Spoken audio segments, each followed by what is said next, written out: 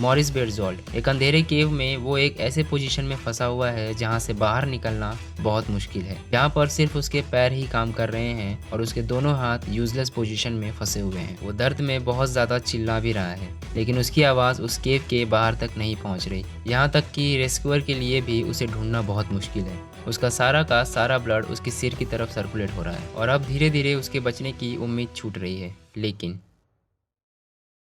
तो हेलो दोस्तों, स्वागत है आपका अनफिल्टर राज में और आप देख रहे हैं वाइल्ड कैट केव ट्रेजेडी। 5 अक्टूबर 1965 क्लेवलैंड में एक केव है वाइल्ड कैट केव नाम से, जो कि हिंकली रिजर्वेशन के अंडर बिलोंग करती है। कोइंसिडेंटली मॉरिस बेरजोल्ट की बस केव के पास के रोड से गुजर रही थी और कुछ दूर जाने के बाद उनकी बस का टायर पंचर हो जाता है। इंटरेस्टिंगली मॉरिस को फिर से इस केव में विजिट करने का मौका मिल जाता है। जी हाँ, मॉरिस पहले भी इस केव में कई बार विजिट कर चुका था। इसी बहाने आज भी इसे मौका मिल जाता है दोबारा इस केव में विजिट करने का। और आज का मौसम भी काफ़ी अच्छा था। वो अपने दो दोस्तों के साथ बिना किसी को बताए केव के एंट्रेंस के पास पहुंच जाते हैं। इस बार उनका प्लान केव की उतनी गहराई में जाना था जहां वो कभी नहीं गए थे। इस केव का एंट्रेंस 4 फीट लंबा और 15 फीट चौड़ा था। वो उस केव के अंदर घुसते हैं। वो जैसे जैसे उस केव के अंदर जा रहे थे, उसका स्पेस और छोटा होते जा रहा था और फिर वे लोग केव के अंदर घुटने के बल चलकर आगे बढ़ रहे थे, वो भी डाउनवर्ड डायरेक्शन में। वो इतनी अंदर आ चुके थे कि केव के अंदर रोशनी आना भी बंद हो गई थी। वे लोग केव के 80 फीट अंदर जाना चाह रहे थे, जहाँ से एक चैम्बर मिलने वाला था और वहाँ से इन्हें टर्न होने का मौका मिलता, जिससे वो वापस आ सकते थे। 35 फीट आगे वो एक ऐसे पॉइंट पे पहुँचते हैं जहाँ पर पैसेज और भी छोटी हो जाती है। हालांकि मॉरिस यहाँ पर पहले भी आ चुका था, तो वो कॉन्फिडेंट था कि वो उस पॉइंट को भी कैसे तैसे करके क्रॉस कर लेगा। वो पैसेज इतना छोटा था कि उसे क्रॉस करते टाइम उसकी बॉडी पे बहुत से कट्स और स्क्रैचेस भी आ गए थे। लेकिन मॉरिस से सिर्फ एक गलती होती है जो कि पूरी स्टोरी पलटने वाली थी। मॉरिस गलती से क्रेविस की तरफ चला जाता है। क्रेविस मतलब केव के अंदर एक लंबी दरार होती है और तब तक मॉरिस अपने दोस्तों से भी अलग हो चुका था। मॉरिस को एक्चुअली पता नहीं था कि वो गलत रास्ते पे जा रहा है और वो स्लैंट डाउनवर्ड डायरेक्शन में बढ़ते जा रहा था। यहाँ वो अपने सिर्फ पैरों का ही इस्तेमाल कर सकता था। जिस तरह से वो आगे जा रहा था, वो स्पेस और टाइटर होती जा रही थी। उसने वहाँ से निकलने की भी सोची, लेकिन वो स्पेस इतनी बड़ी नहीं थी कि वो मुड़कर वापस लौट सके। वो एक ऐसे पॉइंट पर पहुंचता है जहां स्पेस और छोटी हो जाती है, जहां क्रेविस के दोनों साइड बड़े बड़े पत्थर पड़े हुए थे। मॉरिस के पास एक ही रास्ता था कि वो इस स्पेस को क्रॉस करे और उस चैम्बर तक पहुंचे जहां से वो वापस लौट सकता है। फिर वो वहां से आगे बढ़ता है। जैसे ही वो आगे की तरफ जाने की कोशिश करता है, वो दोनों बड़े पत्थर इसकी तरफ शिफ्ट हो जाते हैं और इसे दीवार के अगेंस्ट दबाने लगते हैं। वो वहां से आगे जाने की कोशिश करता है, लेकिन वो पत्थर इसे और तेजी से दबाने लगते हैं। फाइनली मॉरिस को पता चलता है कि आगे एक डेड एंड है, यानी आगे कोई भी रास्ता नहीं है। वो ज़रा भी हिलने की कोशिश करता तो वो पत्थर उसे और टाइटली जकड़ लेते। मॉरिस को रियलाइज़ हो चुका था कि वो एक अपसाइड डाउन पोजीशन में फंस चुका है, वो भी अकेले ज़मीन के 60 फीट की गहराई में। मॉरिस बहुत ज़्यादा घबरा चुका था। मॉरिस को विश्वास नहीं हो पा रहा था कि वो इस जगह पे फंस चुका है, वो भी एक ऐसे पोजीशन में जहाँ पे प्रॉपर सांस लेना भी मुश्किल था। अब इसके बस पैर ही मूव कर सकते थे, जबकि इसके दोनों आर्म यूजलेस पोजीशन में अटक चुके थे। वो निकलने की बहुत कोशिश करता है, लेकिन कोई फ़ायदा नहीं हो पाता। वो जितनी ज़ोर से चिल्ला सकता था, वो उतनी ज़ोर से आवाज़ देने की कोशिश करता है, लेकिन उसकी आवाज़ केव के बाहर तक नहीं पहुंच रही थी। इसका मतलब वो कम्प्लीटली हेल्पलेस था। किसी रेस्क्यूअर के लिए भी इसे ढूंढ पाना बहुत मुश्किल था। वो घंटों तक ऐसे ही अपसाइड डाउन पोजीशन में अकेले अटका हुआ था। सोमोरिस 5.7 हाइट एंड 49 केजी का एक यंग बच्चा था, जिसके 10 साल पहले ही उसके माँ बाप का डिवोर्स हो चुका था। पर्सनालिटी वाइज मॉरिस एक इंट्रोवर्ट लड़का था। इसके पेरेंट्स के डिवोर्स का इस पर मेंटली काफ़ी असर पड़ा था। मॉरिस का एक और भाई था, जहाँ पर दोनों भाई मेथोडिस्ट चिल्ड्रंस होम में अपनी ज़िंदगी गुजार रहे थे। मॉरिस को 13 साल की उम्र से ही स्मोक करने की गंदी आदत लग चुकी थी। वो अपने दोस्तों के साथ रेगुलरली स्मोक किया करता था। ये और इसके दोस्त अक्सर स्मोक करने के लिए वाइल्ड कैट केव की तरफ जाया करते थे। वाइल्ड कैट एक पीसफुल आइसोलेटेड जगह पर लोकेटेड है।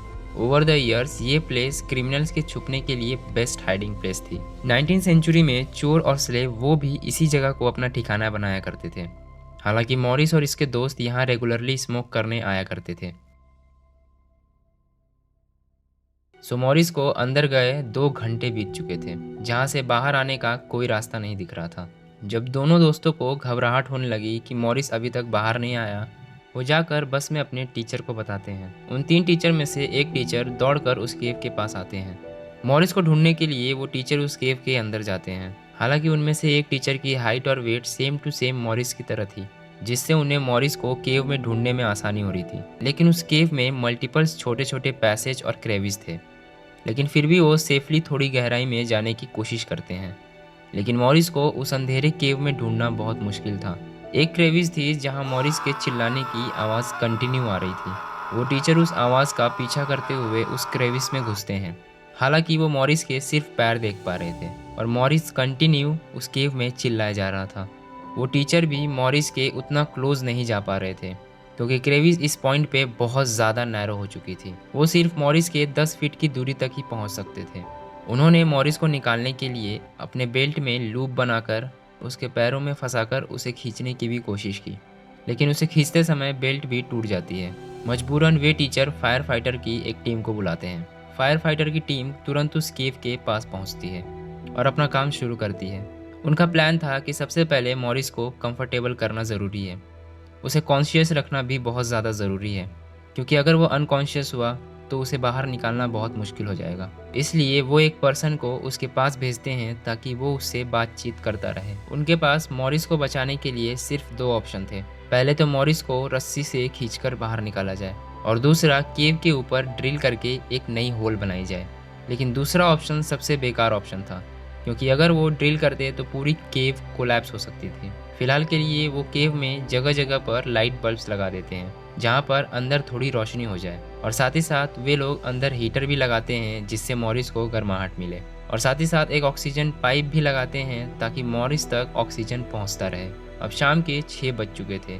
उसे उल्टा लटके 6 घंटे हो चुके थे। उसके इस पोजीशन में रहने की वजह से उसकी कंडीशन बहुत ज़्यादा ख़राब हो रही थी। साथ ही साथ वो बहुत भूखा भी था। इस पोजीशन में रहने की वजह से मॉरिस का पूरा ब्लड उसकी सर की तरफ सर्कुलेट हो रहा था। हालांकि अब पूरे यूएसए में ये स्टोरी अब न्यूज़ की तरफ फैल चुकी थी। दूर दूर से लोग रेस्क्यू को देखने आ रहे थे। न्यूज़ रिपोर्टर से लेकर लोकल्स तक सारे लोग इस रेस्क्यू को सपोर्ट कर रहे थे। रेडियो और टेलीविज़न में भी सिर्फ इसके ही न्यूज़ चल रहे थे। फायर फाइटर के एक मेंबर रेडियो से एक अनाउंसमेंट करते हैं। वो अनाउंसमेंट करते हैं कि जिस भी व्यक्ति का हाइट और वेट कम है और उसे क्लॉस्ट्रोफोबिया का फियर नहीं है, वो यहाँ आ सकता है। हमें उसकी मदद की ज़रूरत है। Evelyn Pinky, 5.2 height and 36 KG weight, वो अनाउंसमेंट सुनकर वहाँ आती है। पिंकी की हाइट और वेट फायर फाइटर के अकॉर्डिंग परफेक्ट थी केव में जाने के लिए। वो क्रेविस के अंदर मॉरिस के पास पहुँचती है, लेकिन उसके पहले वो अपने पैर में एक रस्सी बांधकर अंदर गई थी। लेकिन पिंकी भी मॉरिस के सिर्फ 5 फीट तक ही पहुँच पा रही थी, और यहाँ तक पिंकी को भी सफोकेशन होने लगी थी इस केव के अंदर। हालांकि पिंकी मॉरिस को बचा तो नहीं सकती थी, लेकिन स्टिल वो यहाँ पर 3 घंटे तक रुकती है मॉरिस के साथ बातचीत करने के लिए। केव के बाहर कर्टिस पिक नाम का एक बंदा था। इसका आइडिया था कि पूरे केव रूट में पुलिस सिस्टम इंस्टॉल किया जाए, फिर मॉरिस को रस्सी और उस पुली के सहारे बाहर खींचा जाए। लेकिन प्रॉब्लम ये थी कि जब मॉरिस के पैर में रस्सी ही नहीं बंध पा रही थी तो उसे खींचे कैसे। बट फिर भी फायर फाइटर पूरे केव में पुलिस सिस्टम इंस्टॉल करना शुरू करते हैं, और इस पुलिस सिस्टम को इंस्टॉल करना भी बहुत मुश्किल था, क्योंकि केव के अंदर सिर्फ एक ही बंदा जा सकता था। लेकिन फिर भी उस पुलिस सिस्टम को पूरे केव में इंस्टॉल किया जाता है। मॉरिस अब बहुत ज़्यादा एग्जॉस्ट हो चुका था, लेकिन इसके दौरान छोटे साइज़ के लोग भी अंदर जाने की कोशिश कर रहे थे मॉरिस को बचाने के लिए, लेकिन कोई भी किसी काम का नहीं था। मॉरिस अब धीरे धीरे अपना कॉन्शियसनेस खो रहा था, लेकिन फिर भी रेस्क्यूअर्स इसे कॉन्शियस रखने की कोशिश कर रहे थे। अब यहाँ पर मॉरिस को अटके हुए 19 घंटे हो चुके थे, और यहाँ पर स्टोरी में एक ट्विस्ट आने वाला था। क्लेवलैंड में एक पर्सन था एंड्रयू। जब वो इस खबर को अपने रेडियो पे सुनता है तो उसे लगता है कि शायद वो इसमें कुछ हेल्प कर पाए। एंड्रयू के 2 बच्चे थे, 15 साल का माइक और 13 साल का जेरी। एंड्रयू को पता था कि इसमें ये दोनों बच्चे ही हेल्प कर सकते थे। दोनों ही स्किल्ड बच्चे थे। हाइकिंग वगैरह में उनकी काफ़ी अच्छी स्किल थी, और दोनों साइज़ में काफ़ी छोटे भी थे। इसलिए एंड्रयू उन दोनों को लेकर वाइल्ड कैट की तरफ निकल जाते हैं। वे लोग सुबह 9 बजे तक वहाँ पहुँच जाते हैं। वो उन बच्चों को लेकर रेस्क्यूअर के पास पहुँचते हैं। लेकिन वो उन्हें देखकर थोड़ा हिचकिचाते हैं क्योंकि उन बच्चों को सिर्फ हाइकिंग में अच्छे स्किल थे, बट ये केव है। बट स्टिल रेस्क्यूअर उन्हें अंदर जाने की परमिशन दे देते हैं। माइक को उस केव में अंदर जाने की परमिशन मिल जाती है और माइक मेंटली बहुत कैपेबल था ऐसी सिचुएशन को हैंडल करने के लिए। प्लस इनके प्लान में कर्टिस पिक का आइडिया भी इन्वॉल्व था। कर्टिस ने एक समय पहले रेस्क्यू मिशन पर काम किया था जिसमें वो ग्लिसरीन सॉल्यूशन का इस्तेमाल कर रहे थे जिसकी मदद से फ्रिक्शन क्रिएट होती है। सो माइक ग्लिसरीन सॉल्यूशन को लेकर केव के अंदर जाता है और इतने घंटों के बाद आखिरकार माइक मॉरिस के पैर तक पहुंच पा रहा था। अंदर केव में माइक पूरे क्रेविस को ग्लिसरीन सॉल्यूशन से नहला देता है। प्लस वो अपने साथ 4 रस्सी लाया था। 2 रस्सी उसके पैर में सेफ्टी के लिए बंधे थे और 2 रस्सी मॉरिस को बांधने के लिए। माइक सारा काम अपने एक हाथ से कर रहा था क्योंकि उसका एक हाथ यूजलेस पोजीशन में अटका हुआ था। वो मॉरिस के पैर में दोनों रस्सियों को बांध देता है और उन रस्सियों को पुलिस सिस्टम में इंस्टॉल कर देता है और केव के बाहर आ जाता है और रेस्क्यू टीम को रस्सी खींचने को कहता है। मॉरिस दर्द में चिल्ला रहा था, लेकिन कुछ समय बाद मॉरिस अपने पोजीशन से मूव कर चुका था। बट इसी दौरान मॉरिस के पैर से रस्सी स्लिप हो जाती है और वो वापस अंदर की तरफ मूव कर जाता है। यहाँ पर मॉरिस को अटके हुए 24 घंटे हो चुके थे और मॉरिस एक अभी भी वियर्ड पोजीशन में अटका हुआ था जहाँ पर उसका सांस लेना भी बहुत मुश्किल था क्योंकि उसके लंग्स एक्सपांड ही नहीं हो पा रहे थे। अब मॉरिस को धीरे धीरे अंदाजा होने लगा था कि वो यहाँ से बच नहीं सकता। माइक वापस से रस्सियाँ लेकर केव के अंदर जाता है और मॉरिस के पैर के साथ साथ उसके चेस्ट एरिया को भी बांधता है और रेस्क्यू टीम वाले को खींचने का इशारा करता है। मॉरिस को धीरे धीरे खींचा जा रहा था, लेकिन धीरे धीरे उसके दोनों हाथ भी फ्री पोजीशन में आ चुके थे और वो उन दोनों हाथों से अपने आप को पुश करने की कोशिश भी कर रहा था। हालांकि वो उन दोनों हाथों का यूज ज्यादा कर नहीं पा रहा था क्योंकि इतने देर तक इस पोजीशन में फंसे रहने की वजह से उसके हाथ भी सुन्न पड़ चुके थे। बहुत ज़्यादा मुश्किलों और दर्द के बाद आखिरकार मॉरिस को रेस्क्यू वाले उस केव से बाहर खींचते हैं। फाइनली 26 घंटों के बाद मॉरिस को सेफली रेस्क्यू किया जाता है। इससे सभी को बहुत ज़्यादा खुशी हुई क्योंकि इतने घंटों की मेहनत के बाद आखिरकार मेहनत सक्सेसफुल हुआ और मॉरिस को हॉस्पिटल पहुंचाया जाता है और वो वहाँ ठीक था। मॉरिस बताता है कि मुझे लगा था कि मैं बच नहीं सकता, मैं बहुत ज़्यादा डर चुका था। यहाँ पर माइक को ब्रेवरी के लिए ब्रॉन्ज मेडल ऑफ ऑनर दिया जाता है from the Carnegie hero fund commission. Park service dynamite की हेल्प से केव को ब्लास्ट कर देते हैं। उसकी एंट्रेंस को हमेशा हमेशा के लिए सील कर दिया जाता है। सो अगर आपको वीडियो पसंद आई हो तो मेरी वीडियो को लाइक करके चैनल को सब्सक्राइब कर देना। मिलते हैं अगले वीडियो में।